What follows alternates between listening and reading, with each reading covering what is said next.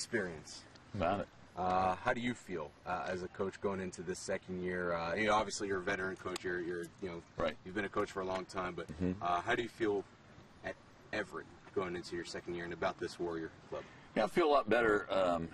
Kids are used to they're kind of acclimated to the expectations we have of them, and I'd say probably about 90% of them have really bought into what we're doing. You're always going to have some kids that don't, but we had a pretty good off season so far, so I feel pretty good. Do you feel? Finishing 5 and 6 last year, that was such a step in the right direction from the previous year. Do you feel like maybe not just you guys, but the ICC as a whole is looking at Everett now as a team on the rise and not to be taken lightly?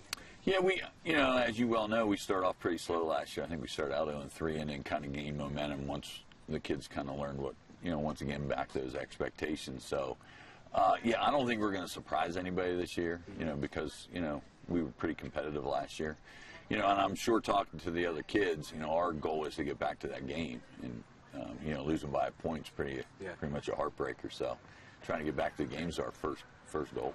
Considering District 5 and how it works, especially with AA, and you know that you're going to have that chance, no matter, all you have to do is be respectable during the season. You're going to have that chance. In a way, is that, do you have the players focused on that more than the ICC? Just getting to that point, because, hey, you guys could go 5 and 6, but you could also, end up in the state tournament. Sure. I think our goal is always, trying to be the best we can be. Okay. More so than, worrying about trying to just get to the game. I know our kids last year were disappointed that our record, that we started slowly and, we didn't do as well as we thought we would. So, I think their understanding of it is try to do the best that they can do. How do you avoid a slow start again? Having better practices in the beginning, getting off on the right foot. Our problem, there was nothing we could do about it, but our school's under construction, so we actually didn't practice at our facility last year, and we were, kind of back and forth, not using it as an excuse, but, that kind of changed things a little bit. Last year, I remember you telling me at practice showing me how big some of these kids were. Do you have, I'm just looking over there. Sure. Justin's pretty big. Are there more where that came from? Is the size a big strength of this year's team? Yeah, we're going to be pretty big across the board. Phil Cummings will be our center.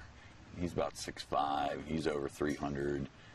We have a guard, Hunter Valentine's probably about 255 right now. We have a sophomore tackle, Mitchell Crooks, hits about 270. So we have one link in the chain that we're going to have to find out, who can play there. But, those kids will be the 4 of the 5, linemen, and we got to find somebody else. Is the line going to be the heart and soul of this team, or will it beat around another position? I think, every football coach from youth to the NFL is going to tell you, as long as you're going to go as far as your offensive line goes. So, yeah, I would, if it's not the heart, it's, it's a big part of it.